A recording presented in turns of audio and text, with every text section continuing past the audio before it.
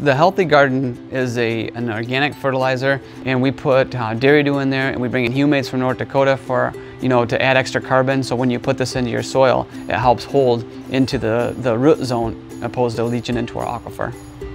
It is an organic product. There's no chemicals in here. So when you put this on there, it's a slow release. It's only going to feed the plant when the plant wants to be fed. It's a 765 and it's a 5% calcium. So tomato plants love this. So if you have like a blossom end rot or something that's a calcium deficiency, this is a very good product for you.